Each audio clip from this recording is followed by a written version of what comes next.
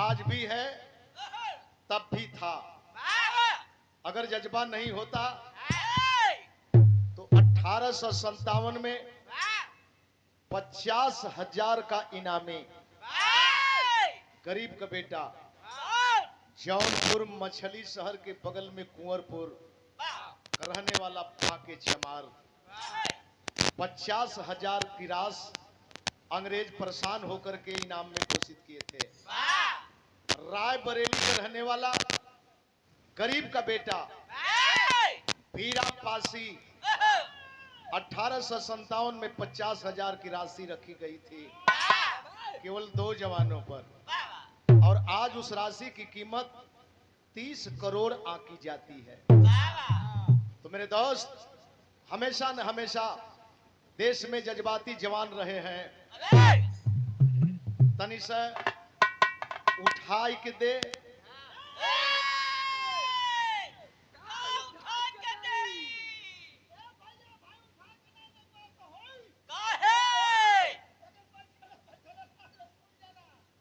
बैठल देव लेकिन देव चल मजा ना दे।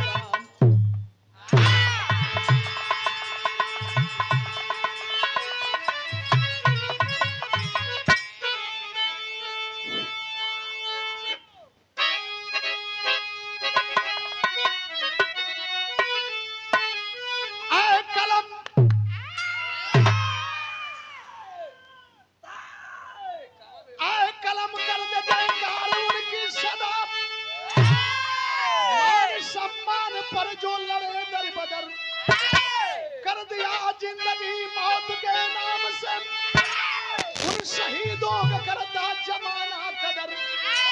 हिंद के वीरता का जब डंका बजा, मचलने लगी जंगी जवानी, सो गए हंसते हंसते समर भूमि में, ऐसे वीरों की कायम रहेगी निशानी।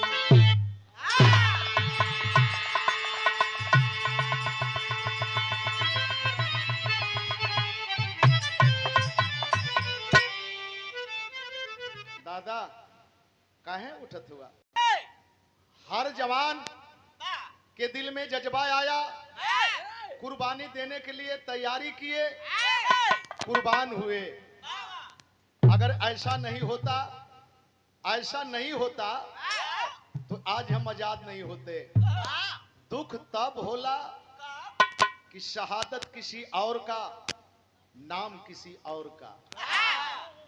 फाके चमार वीरा पासी का नाम इतिहास के पन्ने से हटा दिया गया। यहाँ तो लिख दिया गया, बुन देले हर बोलों के मुंह हमने सुनी कहानी थी, खूब लड़ी मर्दानी वो तो झांसी वाली रानी थी। गोरछा का इतिहास, डीसी डिंकर लेखक का इतिहास, सरनाम सिंह का इतिहास उठा के अगर पढ़ा जा तो पता चलेगा कि झांसी की रानी लड़ाई लड़ी ही नहीं। लड़ा कौन?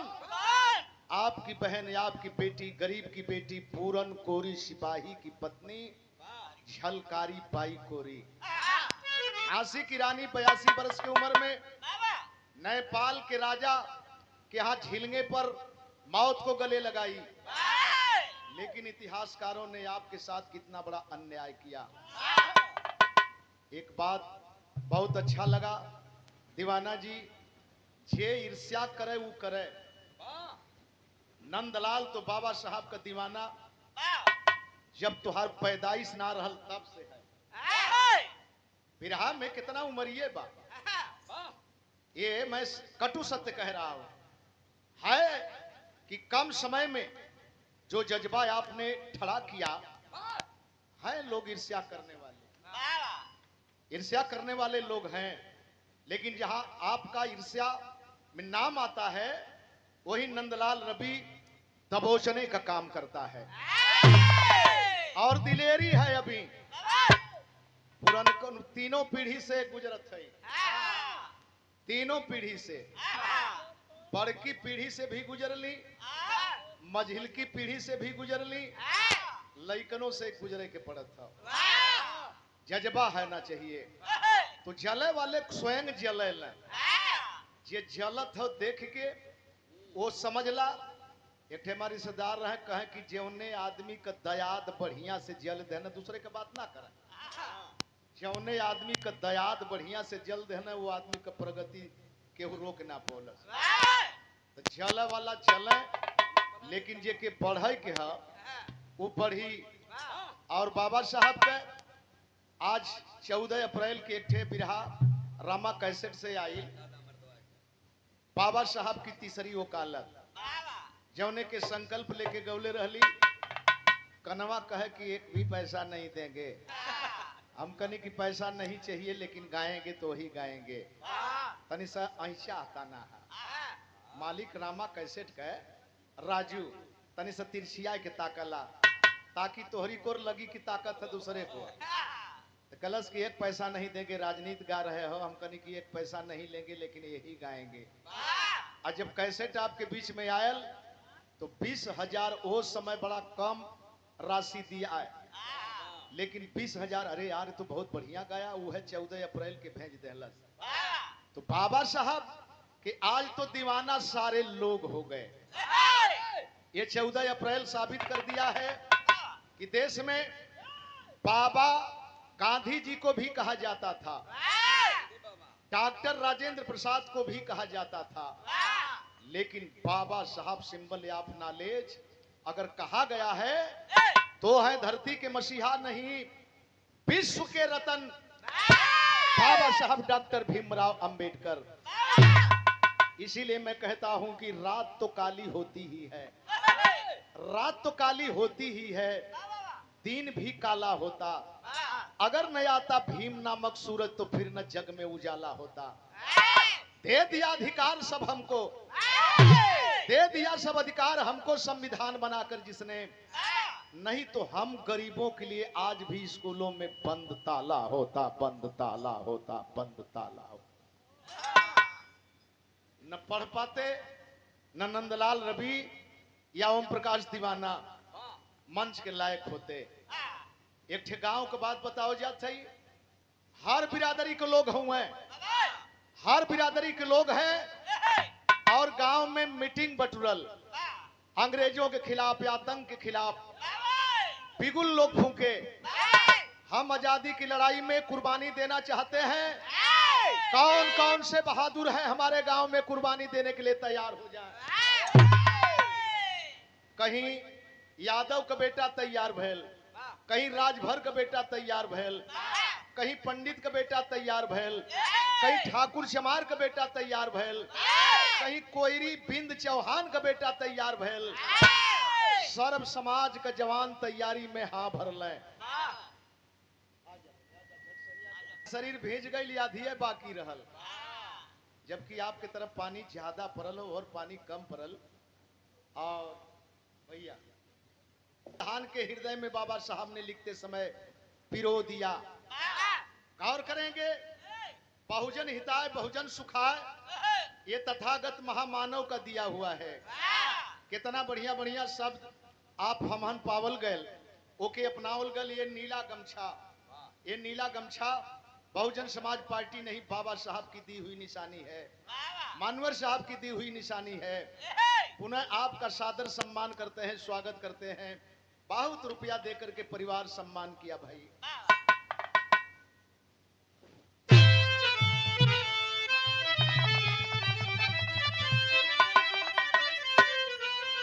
मीटिंग में हर बिरादरी के नौजवान तैयार हुए, नाम लिखा गया, संकल्पित हुए कि हम कुर्बानी देंगे। एक लाइन संकेत था, रजा कैसा संकेत है।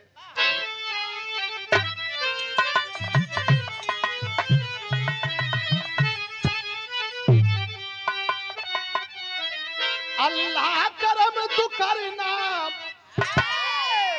अल्लाह करम तू करना अपने गुलाम पर, अपने गुलाम पर मैं भी तो मांगता हूँ मुहम्मद के नाम पर।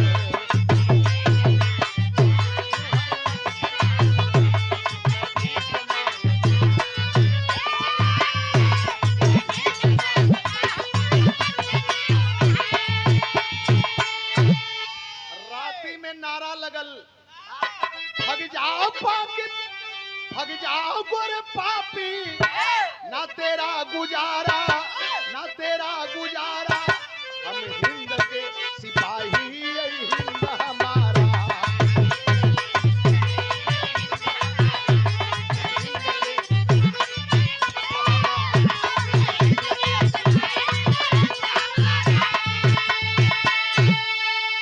अरे लोहू बल पड़ा है बुंदेलखंड का,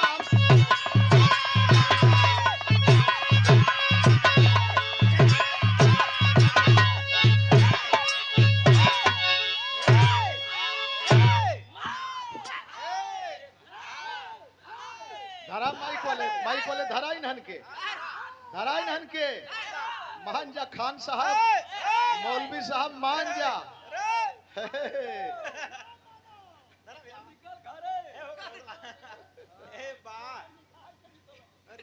आई विकलांग हो गई मैकिया, वो घिचला है, हम घिचली है। चर्चा का विषय है, नंदलाल के पैटिया वाला रोज मारी मारा करलन, देखावटी फिल्मी स्टाइल हवी, लौकी कुल लगी एको ना, मनाइला के काठे बहक के कहियो लग जा। खिलाड़ी हैं बे, बिचवा में आई तो हिसाब से आई, तैयारी करके नहीं आई। अरे लोहू बल पड़ा है बुंदेलखंड का, आजाद होगा भारत नारा बुलंद था, मरहुल के मधुकर शाह ने ऐलान कर दिया, छोटे भाई लखन भी फरमान कर दिया, एक नर्तकी आजादी वाला गीत गा रही, एक नर्तकी आजादी वाला गीत गा रही, एक नर्तकी आजादी वाला गीत गा रही, अनोखी अदाओं से सबको रिझा रही।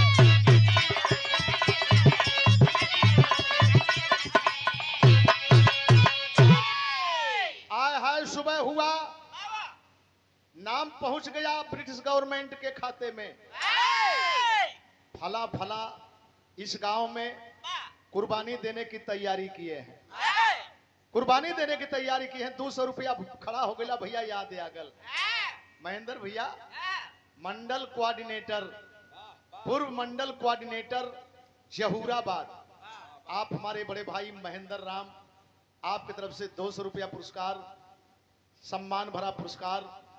जय भीम, जय भारत, नमो बुद्धा करते हैं।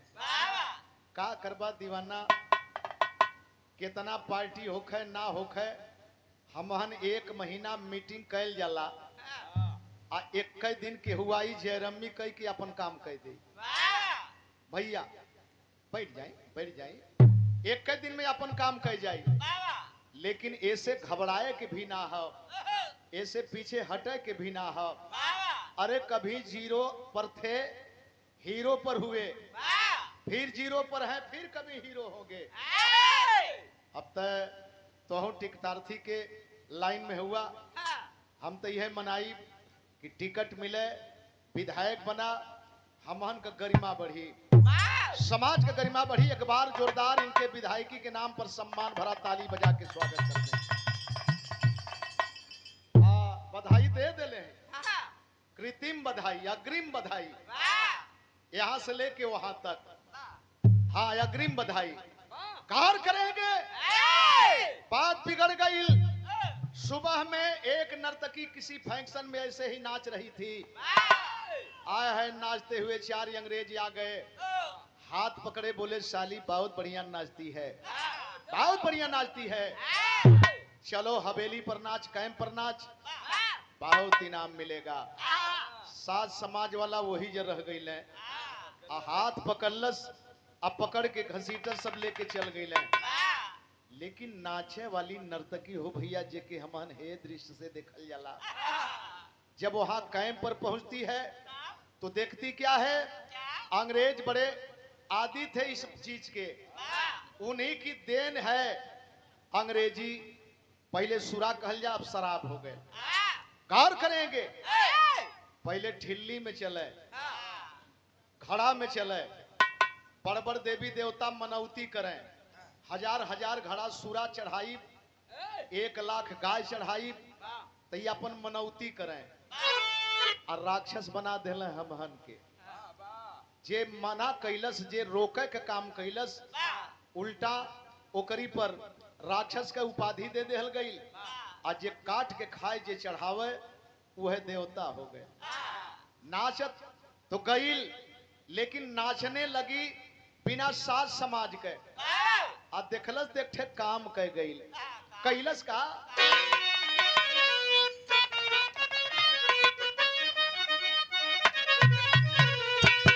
गज भर के गुजरिया गजब कर,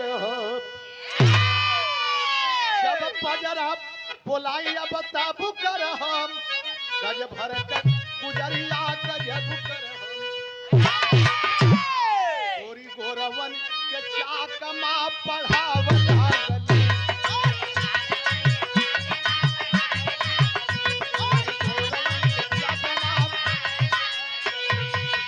झूम के भारत माता का गीत देखा गावल लागली, झूम के भारत माँ का गीत देखा गावल लागली हो, गोरी गोरवन के चाकमा पढ़ावल लागली।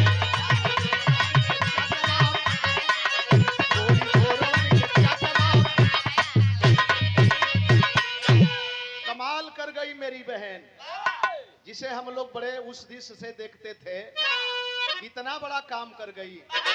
हथवा से अपने पियावले शराब हो, देखलस की बोतल खोलत हुआ, सब सट सट के काम करे लगल।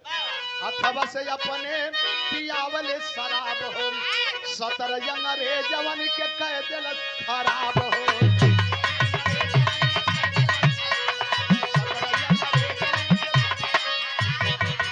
अरे भारत माता का गीत हंस के गावल लागली, भारत माता का गीत हंस के गावल लागली, गोरी गोरवन के चाकमा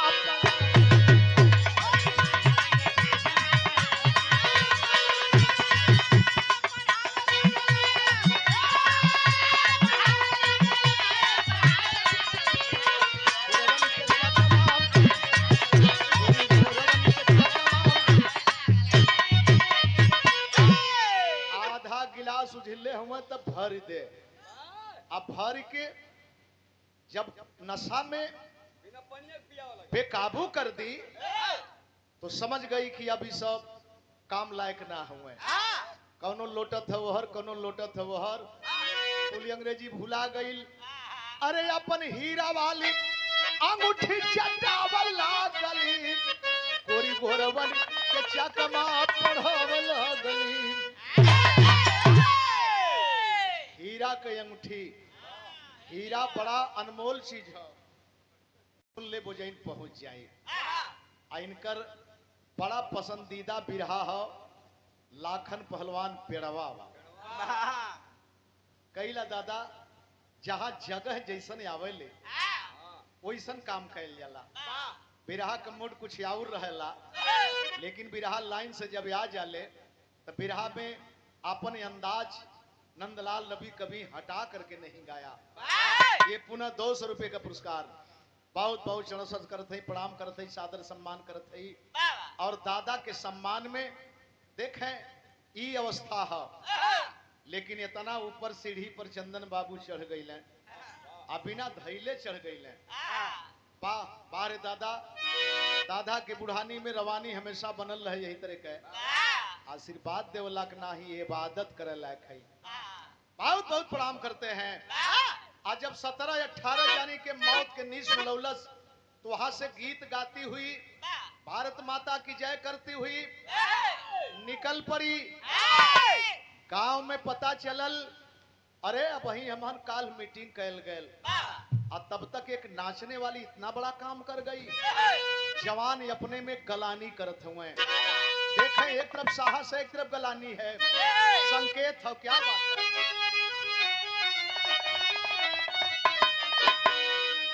अरे झूलनी पौड़नी, अरे झूलनी पौड़नी जहागिया लगा दाम, हमार पाजेब राजा हीरा चढ़ा दाम।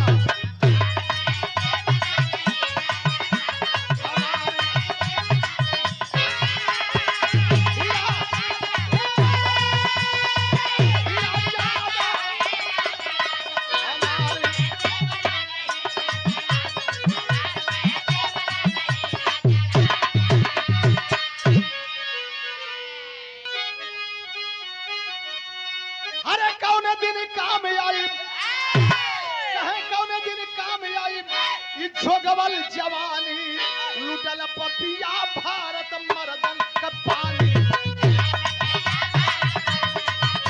लुटल पपिया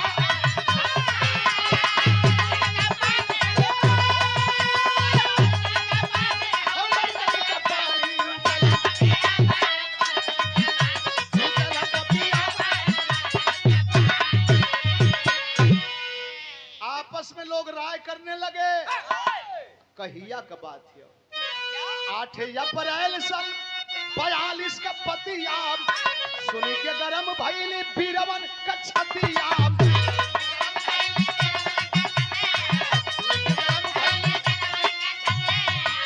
अरे साथी अजीत साथे, साथी अजीत साथे लक्ष्मण सिंह सानी लुटल पपिया भारत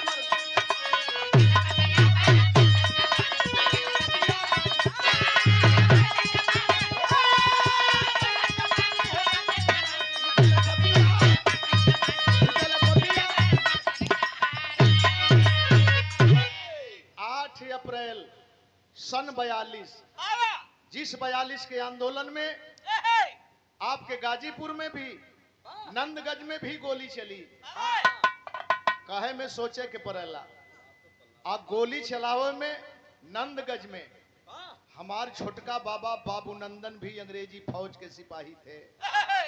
गौर करेंगे मजबूरी थी अंग्रेजों के सामने, भैया देखा कुछ कहत चाहत हुए, जाए दे कोनो मजबूरी हो है।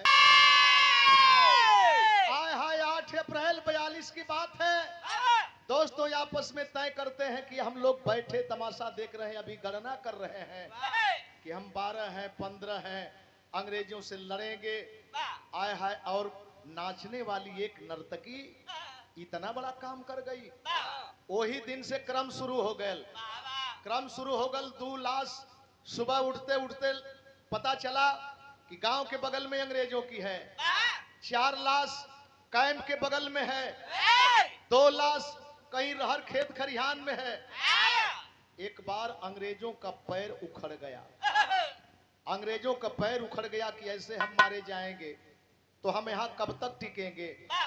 देखें कर्फ्यू लागू हो गए, कर्फ्यू लागू हो गए, 144 धारा लग गई, लगे वाली है फिर आपो के यहाँ, आपके यहाँ भी लगने वाली है, घोषणा हो गई है। और हमके तो लगता है कि बिहार के चुनाव पाके ऐसा होके जाता। पहलगाम वाले मामले में कालबिन में 20 जवान बिहार के ही मारे गए थे चीन के बॉर्डर पर। 44 जवान पुलवामा में हमारे जिन लोगों को नीचे से रास्ता बंद कर दी गई थी, हमारे जवान कहा करते थे अगर हमको भेजना है तो ऊपर से भेजा जाए, लेकिन नीचे से 78 गाड़ी और उस गाड़ी में जाकर के ठोकर मारा जिस गाड़ी में बुलेट प्रूफ नहीं है। किस पर शक किया जाए, किसको किसको कहा जाए। जवान मना कर रहे थे, लेकिन उस गाड़ी में उसे पता कैसे था कि इसमें बुलेट प्रूफ नहीं है।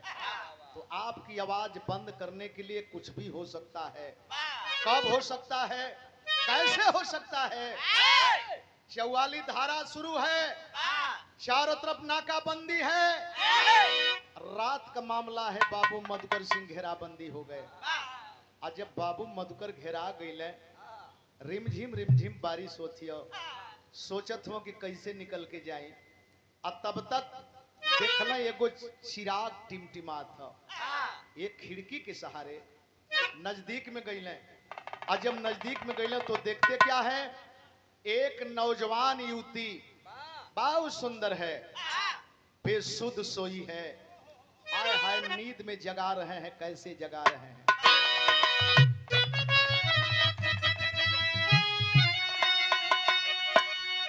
खोलिदा नाजारी अब बहिनी, खोलिदा केवारी अब बहिनी, घेरल अत्याचारिया हो दुआरिया तोहरी, हो दुआरिया तोहरी, अइले देशवा के पुजरिया हो दुआरिया तोहरी, अइले देशवा के पुजरिया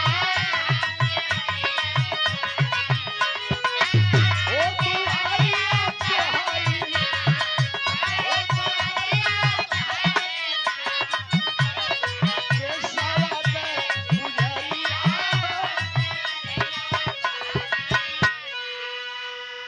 इशारा करते हैं, बहन बहन दरवाजा खोल, बहन दरवाजा खोल, देख तुम्हारे दर पर कौन आया है। आँख खुलल, खुलली नजरिया गईली, खुलली नजरिया ले गईली, घरवा के भीतरिया हो दुआरिया तोहरी, हो दुआरिया तोहरी, देखे घूम घूम के नजरिया हो दुआरिया तोहरी, देखे घूम घूम के नजरिया हो दुआरिया तोहरी,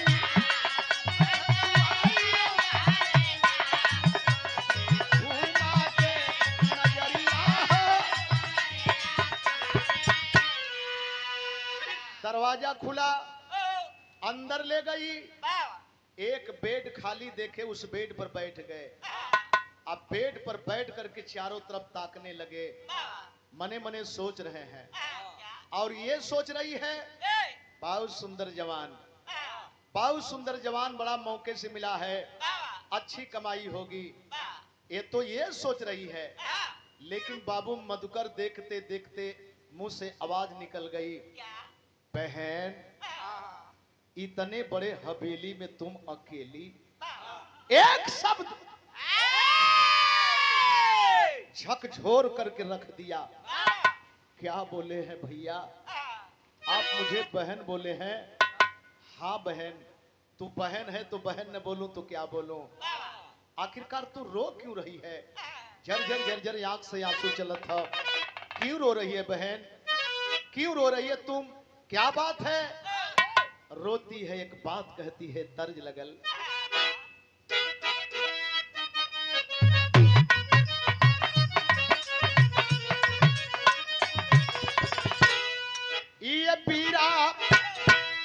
ये पीरा काशी का नगरिया के तना दूर कंवरिया दुअरे ठाड़ है हो, काशी का नगरी दूर कंवरिया दुअरे पीरा।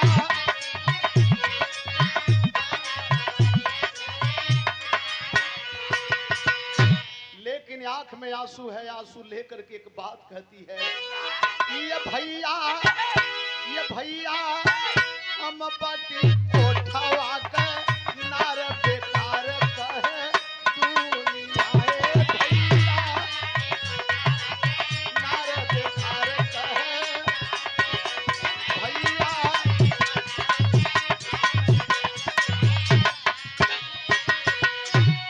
भैया मैं कोठे पर नाचने वाली हूँ भैया, मैं मोजरा करने वाली हूँ भैया, और इस कोठे पर लोग आते हैं, जश्न मनाते हैं, पैसा देते हैं, वापस जाते हैं।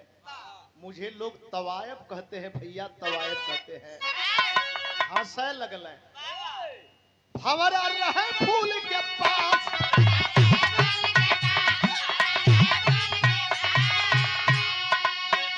भंवरा रहे फूल के पास, फिर भी चढ़े देव के माथे पहिनी। ये पहिनी झूठा इशारा सन सारा बेकार कहे।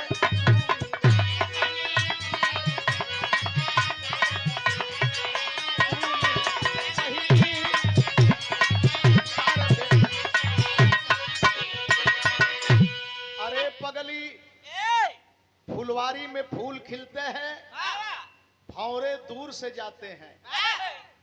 फूल का दोष नहीं होता है, भंवरे को हरजाई कहा जाता है। तुम्हारा क्या दोष है पगली?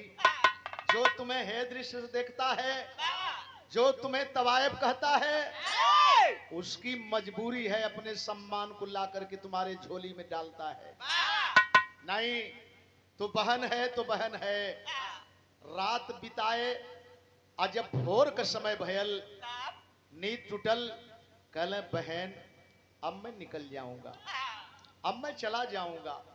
और जब वही दुआरी पर गईले, और तब तक खड़ा हो गई और झोली फैला के खड़ा हो गई। भैया जा रहे हैं? हाँ बहन निकल जाऊंगा, बच गया। कुछ देंगे नहीं? अवाक हो गए, क्या मांगती है बहन? तुम मंगल मंगलस का मंगलस।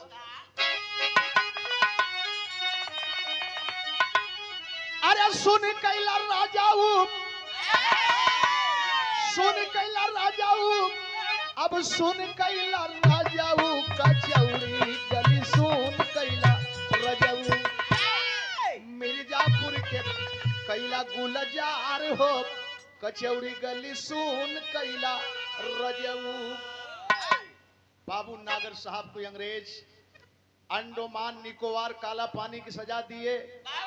नैया पर बैठा करके और जब जल मार्ग से ले जाने लगे, मिर्जापुर की तवायब जिस कोठे पर बाबू आए हाय जाया करते थे, नागर साहब जाया करते थे, पता चला उस तवायब को कि आज नागर साहब काला पानी को जा रहे हैं। दौड़ती दौड़ती आई किनार पर, नैया पर देख करके रो करके बात कही। कही क्या? अरे सेजिया पर कहे, सेजिया पर लोट काला नाग हो की पिया पैर रागल है ले सखिया। सेजिया पर पिया पैर रागल है ले सेजिया पर।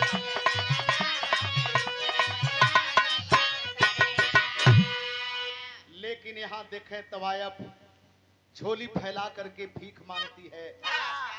अरे जरूर यहाँ भैया, जरूर यहाँ भैया की हरवा, जरूर यहाँ भैया पधवा रखिया कलैया की हरवा, जरूर यहाँ भैया पधवा रखिया पधवा।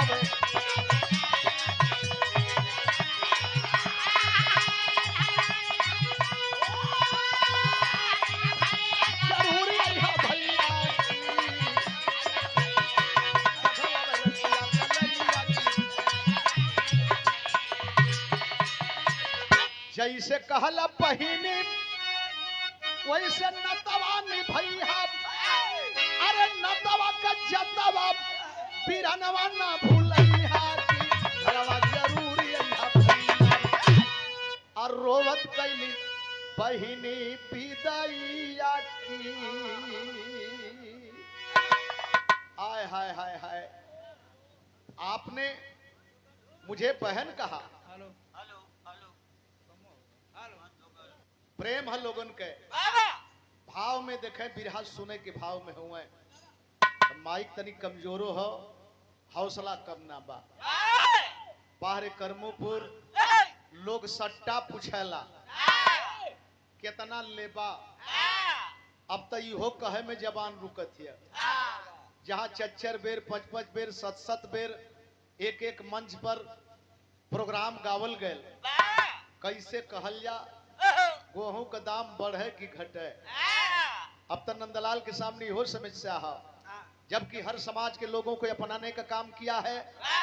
किसी भी समाज में अगर कोई आदमी ये कह दिया है भैया हम वो लायक ना है लेकिन हमारा तमन्ना है, तो नंदलाल रबियाना नेपाल बॉर्डर तक गा करके पहचान बनाने का काम किया है। भाई भाई का मिलन यादाश्त होगा आप लोगों को, जो वहां गरीब परिवार में जाकर के एक कलाकार को लेकर के बिहार से गाया, गांव के लोगों से इतना बड़ा सम्मान मिला, इतना बड़ा सम्मान मिला। सम्मान तो मिलल लेकिन ढेर जानी फोन करल तो कहल भैया वही तरह का दिक्कत होले, एक जगह दिक्कत होले, लेकिन मेरे दोस्त ये अपन सभ्यता है, अपन शिष्टाचार है। कैसे दिल तोड़ के कहल जा कि गेहूं का भाव बढ़ गल है तो थोड़ी सा बढ़ावा। यह पार्टी है, यह लोग हुए। अब वही कुछ दिन पहले करमूपुर में गावल गयल, बारात में गावल गयल, बाबा साहब के यहाँ गावल गयल। कैसे कहाई दिल तोड़ के कि ना यहाँ हेतना लेब तक चलब। यह सभ्यता है, यह पहचान है भैया, और यह बिरहा है भैया। आप हमके बहिन कहला, हम आपके भैया कहली। तो जैसे बहिन कह के नापाक शरीर के पाक कैला, कहिया है रक्षाबंधन का त्योहार बहन? कल की परसों, तो परसों दुनिया की किसी भी हालत में फंसा रहूंगा, किसी भी दीवार को फाड़ना पड़ेगा तो क्या, लेकिन तेरा भाई तेरे चौकट पर आएगा राखी बंधवाने बहना। इतना कह के निकल गई ले। सुबह होता है बिजली की भात, ये खबर फैल गई बाबू मधुकर चंपा बाई के हवेली पर रात गुजरला। देखें जो एडमिशन करवाए थे, नॉमिनेशन करवाए थे, उसी में से एक आदमी फूट गया जिसका नाम है मदन सिंह। मदन सिंह आया कोठे पर, बोला चंपा बाई तेरी तो लाइटरी लग गई राजा, लाइटरी लग गई। कलश कैसन बाबू? तर्ज लगल,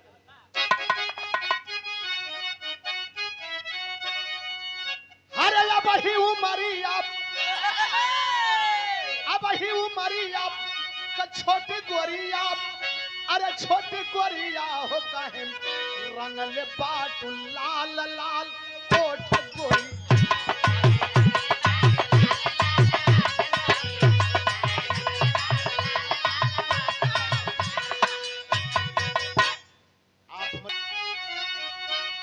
अरे बोले मदन सिंह चंपा से, अरे बोले मदन सिंह चंपा से तेही पार दुलही हो याद खुली गली लैटरी तोहार दुलही।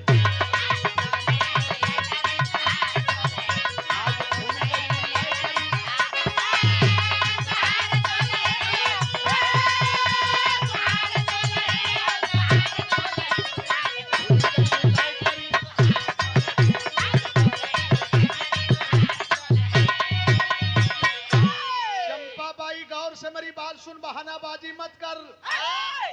मदन है मधुकर मितनमा के देबू पकड़ाई, मधुकर मितनमा के देबू पकड़ाई, फसिया का फंदा एक दिन गले लगी जाई।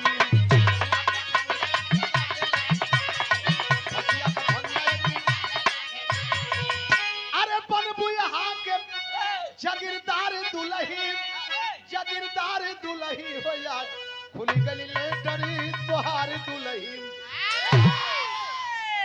जानती है तुम्हारे दरवाजे पर, तुम्हारे हवेली में कौन बिताया है रात?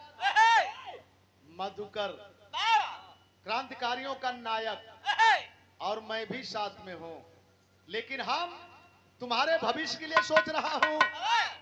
जिस दिन मधुकर को फांसी पर आदेश हो जाएगा, जानती है अगर तू पकड़वाएगी तो क्या होगा? पहले तो यहाँ की जागीरदार बनेगी, और जागीरदार के साथ साथ तेरे मांग को मैं सिंदूर से सजाऊंगा, तुम्हारी तकदीर तस्वीर बदल जाएगी कोठे की। आय हाय हाय हाय सोच रही है। आखिरकार आज नहीं कल मधुकर शाह अंग्रेजों के सामने मारे जाएंगे, चाहे गोली से मारे जाए या पकड़ लिए जाए तो फांसी पर जाएंगे। तुम्हें क्या मिलेगा चंपा बाई, तुम्हें क्या मिलेगा? काम कर ले, फायदा उठा ले चंपा। आय हाय हाय जब ये बात के चंपा बाई सुनल सो भैया बिरहा में कभी जी भाव दिलन।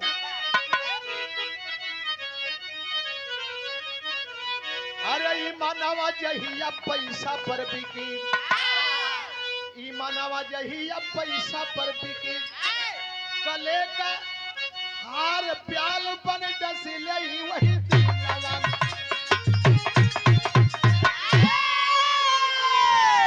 रानी कोठवा के,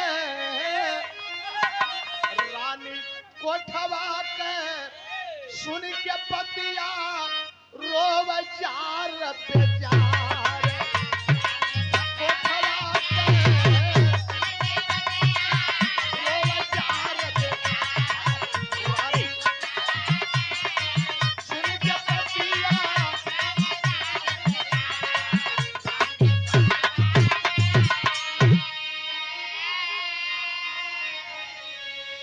रो रही है, छुपा करके आंसू पोंछ रही है। यही सोच रही है ये कवर मन का मीत मदन सिंह, ये कवर धर्म के भाई। अरे एक बार पाप का कठरी सर पर, एक बार भारत माई की रानी कोठवा की रानी कोठवा के बचाई के देई मार।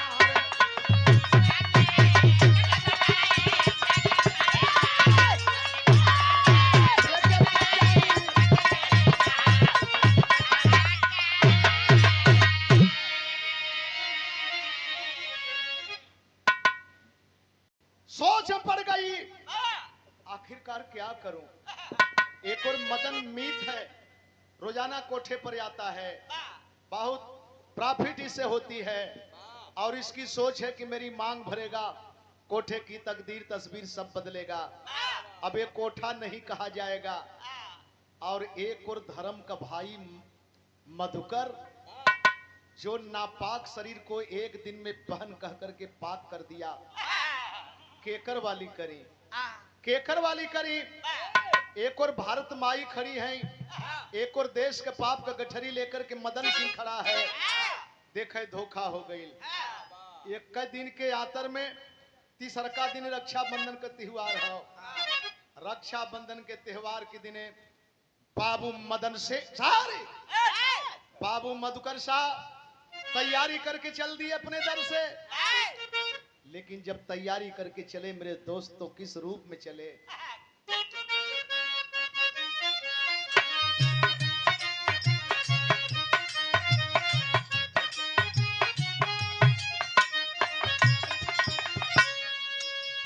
सिकिया मोह पीनी पीनी गढ़िया बांधवली, गढ़िया बांधवली मुसवाल दनिया कैली जात। रखिया के दीने मधुकर अपनी भावाना, अपनी भावाना बहिनी के घरवा पहुंच जाए। जन लेना भैया आगे विधि के विधाना, विधि के विधाना घेरल मुदैया तबली जाए। रक्षाबंधन के त्योहार के दिने मधुकर शाह अपने दर से चल दिए।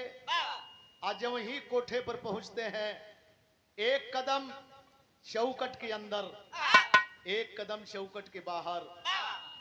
तब तक इंस्पेक्टर एक हाथ में हथकड़ी, एक हाथ में नंगा रिवाल्वर। बोला मधुकर शाह तुम्हारा खेल खत्म हो चुका, अब खेल हमारा शुरू होगा, हमारा शुरू होगा।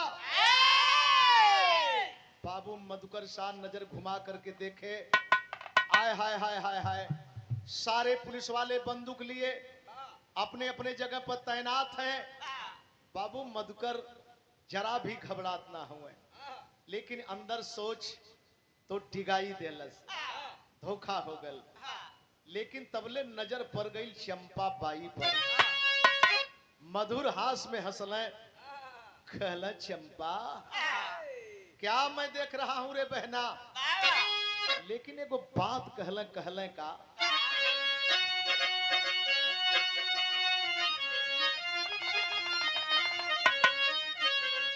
अरे बोले मधुकर, बोले मधुकर भरी गल नया नवा चंपा पहिली सी, तो हके जो है रखी आसन पीरा नवा चंपा पहिली सी। ये बहना मैं समझ गया तुम मजबूर है, लेकिन मैं इस हथकड़ी से, नंगे रिवाल्वर बंदूके से नहीं डर रहा हूं।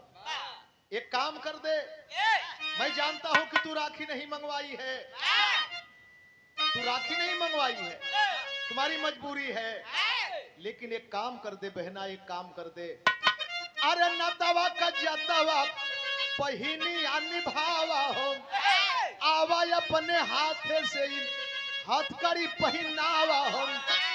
एक दिन झूलब फांसी का झूला नवा चंपा पहिनी सी, एक दिन झूलब फांसी का झूला नवा चंपा पहिनी सी, तो हके मारी दुनिया जग में नवा चंपा पहिनी सी।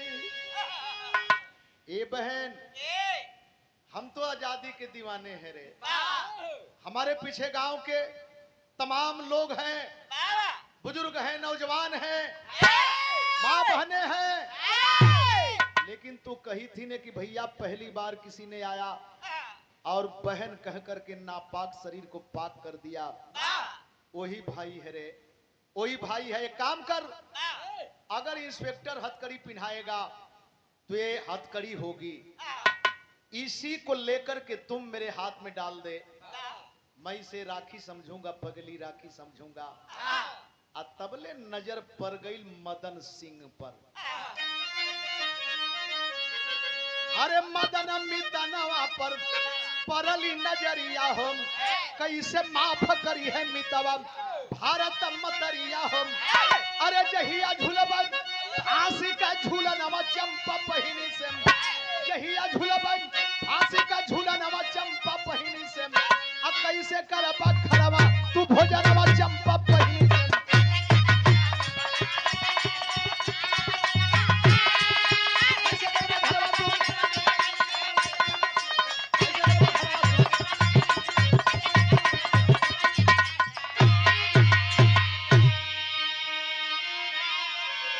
अरे मदन सिंह, 50,000 के लालच में ईमान बोर दिया तूने, तू संकल्प लिया था, सदस्यों में तुम्हारा नाम पहले नंबर पर है, इतना बड़ा धोखा, इतना बड़ा धोखा।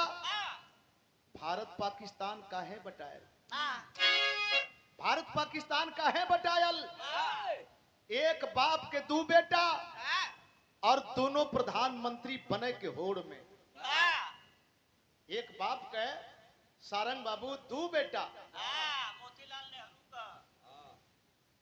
मोतीलाल नेहरू के दो बेटा खोली देहला पर, एक का नाम जिन्ना, एक का नाम जवाहर, और दोनों चाहते थे कि भारत में प्रधानमंत्री बने, इसीलिए बंटवारा गांधी को मजबूरी में करनी पड़ी, एक जिन्ना को पाकिस्तान का प्रधानमंत्री बनाया गया और जवाहर को भारत का प्रधानमंत्री बनाया गया। इसी बात को लेकर के नाथू गौड़ से, गौड़ बिरादरी का नाम रहले, ब्राह्मण बिरादरी का रहले, गोरखपुर के कुसमी जंगल में गुप्त मीटिंग होती है जवानों की, भारत मां के बाह को काटने में गांधी ने इतना जल्दीबाजी किया है, गांधी जी को हम जिंदा नहीं छोड़ेंगे, सर्विस रिवाल्वर से प्रार्थना भवन के सामने गोली मारे, गांधी जी को गोली मारे, गांधी जी कहे भी कि गलती हमारी है, लेकिन राष्ट्रपिता न थे। फांसी पर नाथू गोडसे को चढ़ा दिया गया। नाथू गोडसे फांसी पर चढ़ते समय भी यही कहा था ना, हमें चिंता किसी बात की नहीं है, हमें दुख किसी बात का नहीं है, हमने कलंक को मिटाया है, जो कलंक भारत मां के दामन में दाग लगा दिया। सस्ता में ना अंबेडकर अंबेडकर केहू कहला, अंबेडकर में कहीं दाग ना, अंबेडकर दाग छोड़ाने का काम किए, तब लोग अंबेडकर का नाम लेते हैं। और मजबूरी है, जो लोग आपसे नफरत करते थे, दूरी रखते थे, आपको नीचा दिखाना चाहते थे, आज वो भी लोग मजबूर होकर के पहले अंबेडकर साहब को रख रहे हैं, तब इसके बाद कोई काम कर रहे हैं। वो अंबेडकर हैं। अंबेडकर देश के लिए काम किए। अगर व्यक्तिगत काम किए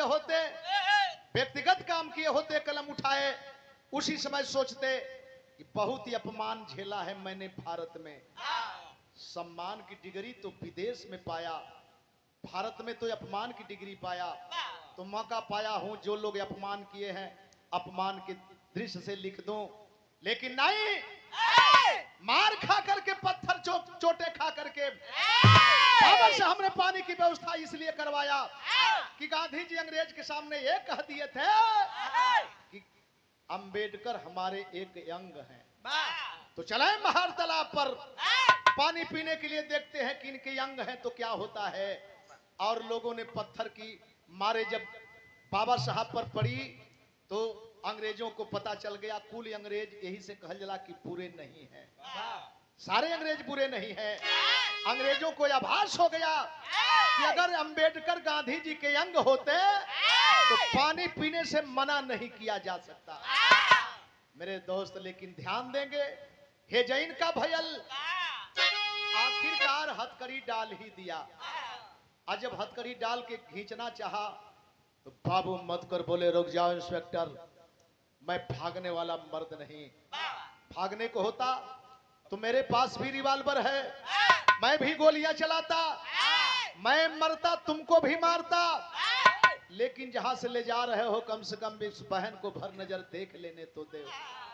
जो कही थी आज तक किसी ने इस रूप में नहीं दिखाई दिया, पहली बार आपने पाक जुबान से नापाक शरीर को बहन कह करके पाक किया है। चेतावनी देथुन का चेतावनी देले,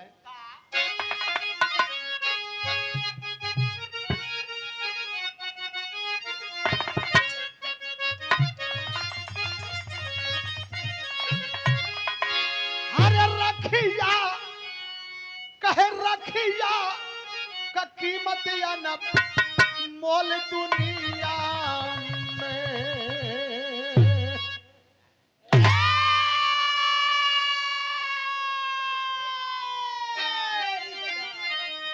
रखिया में छिपल भैया पाहिनी का प्यार,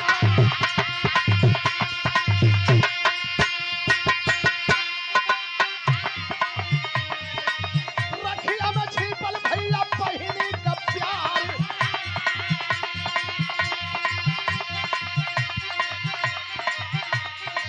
रखिया का कीमत नहीं बुझलू हम पहिनिया,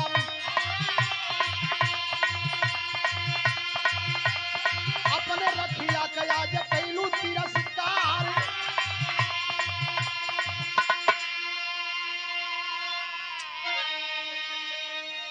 बहन राखी की मर्यादा को नहीं समझ पाई, इसकी औकात नहीं जान पाई, जानती इस कच्छ धागे में कितना बड़ा भाव है। यह राखी ले आई यूनान का छोकरिया, यह राखी ले आई यूनान का छोकरिया,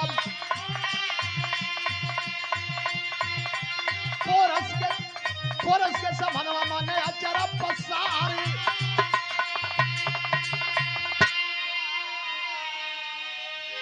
आय हाय पोरस के दरबार में पहुंची, यूनान से चल करके एक महिला किसी औरत से संपर्क करती है। भारती बोली, माता भारत के जवानों की कमजोरी क्या है?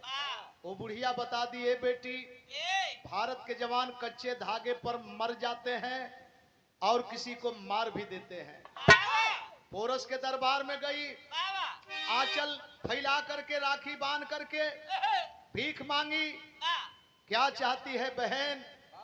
बोली भैया मेरा पति जिद्दी है, नहीं मानता है, आपके साथ लड़ाई करेगा, तो मैं भीख मांगती हूं कि मेरे पति को प्राण दान दे देना। झेलम नदी किनारे आमने सामने दोनों बहादुर होते हैं। 3 बार भाला उठा करके पोरस ऐसे मारना चाहे, हाथ में कच्चा धागा लग जाए, रुक जाते थे। आखिरकार यूनानी अरेस्ट कर लिए पोरस को। सफल सिकंदर शासक था। सवाल कर दिया, सोच पड़ा है। बोला बहादुर तू 3 बार मौका पाया और हम दुश्मन सामने, लेकिन ऐसे भाला करके रोक दिया, क्यों नहीं मारा? हंस करके पोरस बोला कि तू क्या मारोगे? तू क्या भारत के जवानों के जज्बा को पहचानोगे? अरे तुम्हें तो कवच किसी ने पहना दिया है, और देख ये मेरे हाथ में है। लाचार होकर के दूसर की बात बतावलन। एक मुसलमान के लिए नहीं, हिंदू के लिए बाबू रणजीत सिंह की रिहाई में बहन करमावती जब राखी भेजी, तो एक मुसलमान के सामने खड़ा हो गया। न हिंदू चिंता है, न मुसलमान चिंता है, न ईसाई चिंता है, ये राखी एक पहचान है बहन। खींच लिए, सब ले गए, मुकदमा चली। मुकदमे के दौरान फांसी की सजा हो ही गई। और जब फांसी की सजा हो गई तो पूछा जाता है बहादुर तेरी अंतिम ख्वाहिश क्या है? हंस करके बोले अंतिम ख्वाहिश तू क्या पूरी करेगा? कल आजादी छोड़कर कल भीख नहीं मांगेंगे। आजादी हमारा हक है, हमारा देश है, हमारी धन धरती है, जबरी तुमसे छीनेंगे। हम मांगने की बात करता है तो जहां से पकड़ के लाया है एक बार, उस कोठे की बहन को मेरे सामने कर दे। खबर गई चंपाबाई के। चंपाबाई मदन सिंह से कहली का हो, आज मौका हो, अंतिम घड़ी हो, आज चला सिंदूर ले चला। डिबिया भर के सिंदूर लेके गई ले।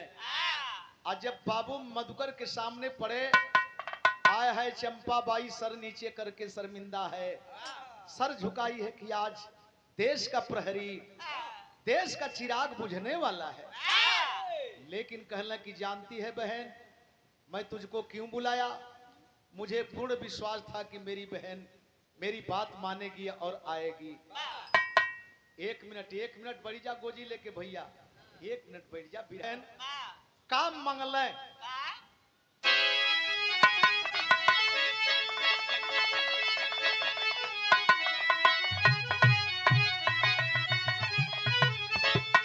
अरे बोले मधुकर साहब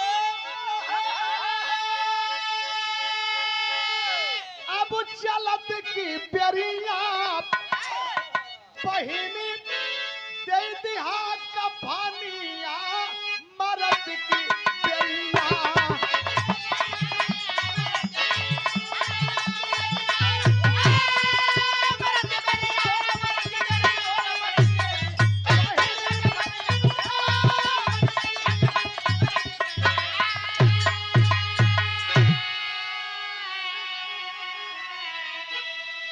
तेरा भाई दुनिया को छोड़ करके जाने वाला है, लेकिन मर जाने के बाद मेरे सौ पर सौपट तू डालेगी।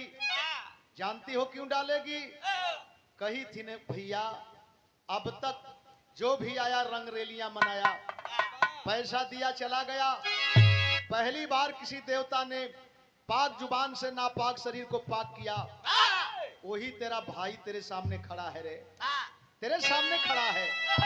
ये तना सुन ले चंपाबाई, ये तना सुन के चंपाबाई पिस्टल को निसारी, अरे 3 गोली मदन को एक खुद सीने में मारी। चंपाबाई निकलस पिस्टल, खलस की बाबू मदन से तू हमके सिंदूर पहनई बा, हरे देवता की दुनिया से विदा करत हुआ तो हमके सिंदूर पहनई बा, जागीरदार बनई बा, ला हम तोहके सिंदूर पहनावे जात हई। 3 गोली मल्ल ठाए ठाए ठाए, एक गोली अपने छाती में जब दबौलस, और जब दबा के जमीन पर गिरल तब बाबू मधुकर बर्दाश्त ना कैले, कहले का अरे चमकत ही अचीता पर चढ़त की पेरिया पहिनी दे दिहा कफनिया मर्द की पेरिया।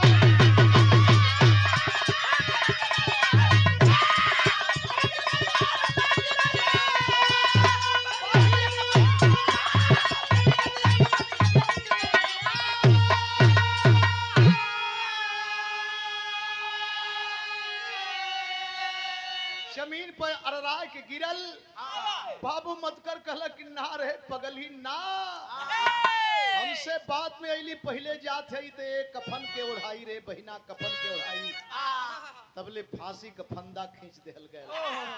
ई हो देश के गरीबन का इतिहास, हर समाज का कुर्बानी रहल है, लेकिन जेकर काफी योगदान रहल ओकरे इतिहास के दबा देहल गए।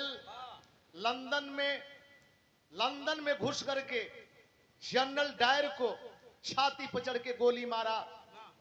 कभी 15 अगस्त 26 जनवरी को याद नहीं किया जाता है। जानते हैं क्यों नहीं याद किया जाता है?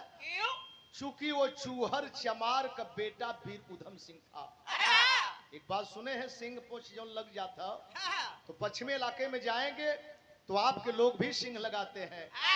और चूहर चमार एटा के रहे वाले गरीबी में ना बर्दाश्त भैल, पंजाब दिल्ली का शरण ले और ओजैन जाके धर्म परिवर्तन भैल। चूहर का नाम करतार सिंह पड़ल और उधम सिंह रहा। अगर चमार का बेटा, दलित का बेटा, बैकवर्ड का बेटा नहीं होता तो नाम आ जाता पर्दे पर। 26 जनवरी 15 अगस्त को ही नहीं किताब में भी पढ़ाया जाता। गुरु बिहारी गुरु गणेश का खत्म हुआ दस्तान, विमल चंद्रिका कवि केशव बच्चन से प्रेम, मनवा जही अब पैसा पर बिकिन, राम निवास नंदलाल पिजड़ा 2 100 गनवा, मनवा जही अब पैसा